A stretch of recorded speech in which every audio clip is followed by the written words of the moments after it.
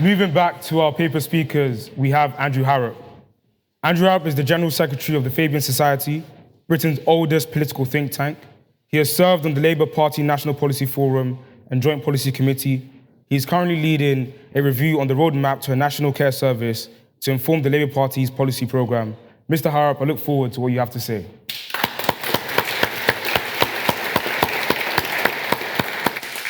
Thank you. There's no such thing as society. There are individual men and women, and there are families. Those famous words of Margaret Thatcher define the choice before you this evening. It's a choice as to whether our economic life in this country is a shared enterprise, whether the prosperity we each have is a result of the society we live in together, not just our own efforts. Whether justice is about living together on terms that are fair for everyone and maximise our collective prosperity, and a belief that our rights flow from those propositions. Or, as the libertarian right would have it, that each of us, each individual and each family is an island. That we should have complete autonomy of our private property, and that our families, our lineage of descendants, should have the untrammelled right to everything we own. So the debate is about whether there is an absolute right to private property, cascading down the generations, no matter how it was obtained. As Samuel has said, my right as a father to dispose of my property is my daughter's right to receive that property with no interference from anyone else. How should we respond?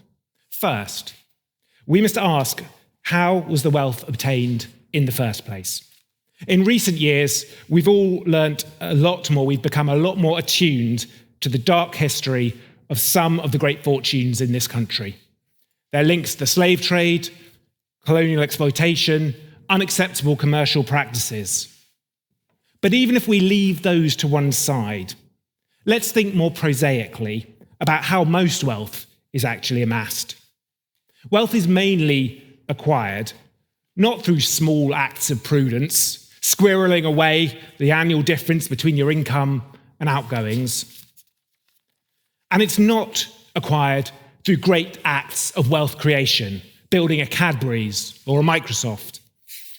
Most wealth is simply the result of capital appreciation. As Vince has said, of money making money. Most often in the financial markets, but it might be art, wine, and of course housing. For it's the home that makes the vast majority of most people's wealth and of what the next generation inherit. And the rising value of property has nothing to do with personal effort or brilliance. Being asset rich is simply a question of being in the right place at the right time.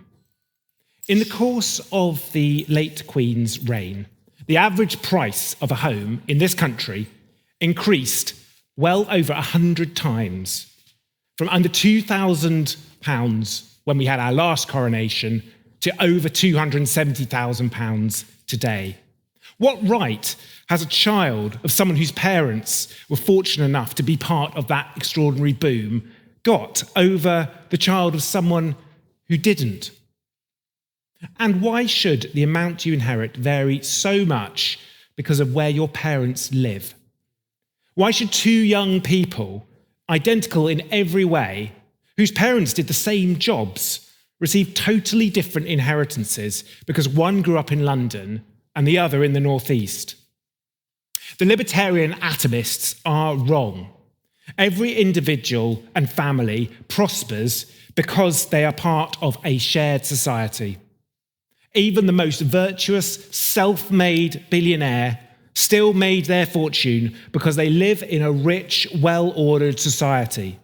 Their wealth depends on our collective economic life and on good government that shapes and participates in our economy and our society, on good regulation, on investment, on taxing, on spending, on building institutions.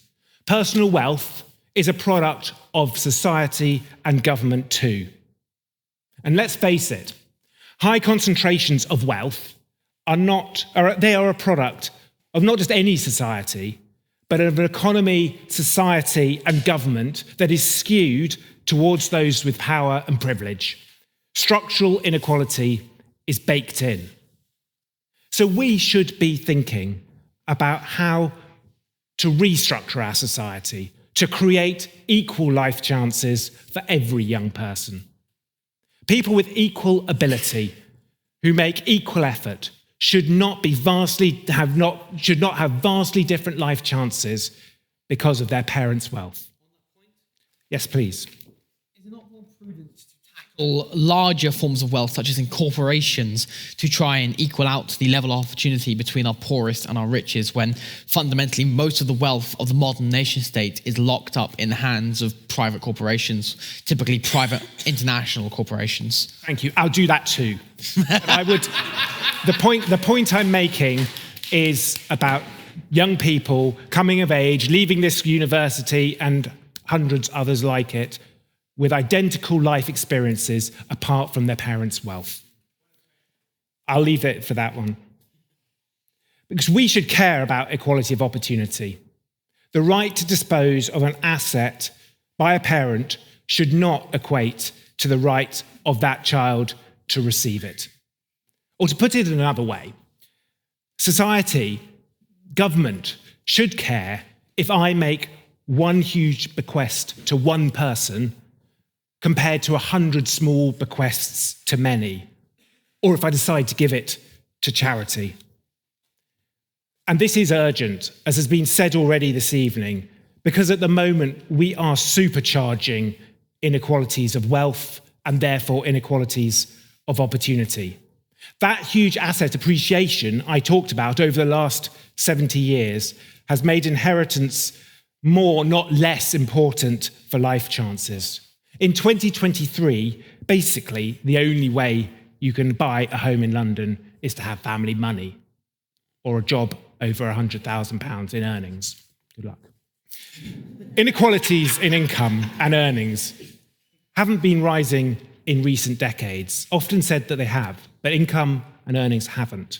It's wealth that has, and that's because of assets appreciating, nothing to do with personal effort.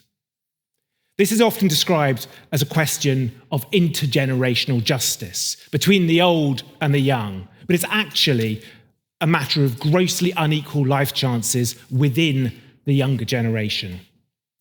What should we do? John Rawls, the great political philosopher of the last century, said we ought to arrange our society in a way that creates the best life possible for the people with least.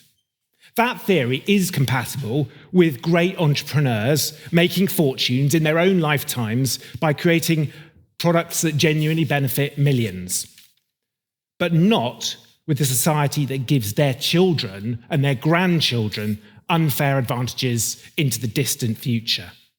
So let's share the wealth in a way that benefits those without. We should tax bequests and lifetime gifts more. As Vince has said, it is madness that the middle class pay more of their wealth than the super rich with their expensive tax advisors. Even better, we should raise taxes on unearned incomes, capital gains, and property so that concentrations of wealth are dispersed at every stage of life. And with some of that money, we should level the playing field by creating a universal inheritance so that we guarantee every young person some capital for them to start out in life. £20,000, £50,000 as a common endowment paid for everyone, paid for by taxing assets of those with much. To transform opportunities and share wealth. No one should have a right to inherit wealth from those they are close to buy an unfair advantage. Instead, everyone should have the right to a share of our society's collective wealth to bring equal life chances to all. Thank you.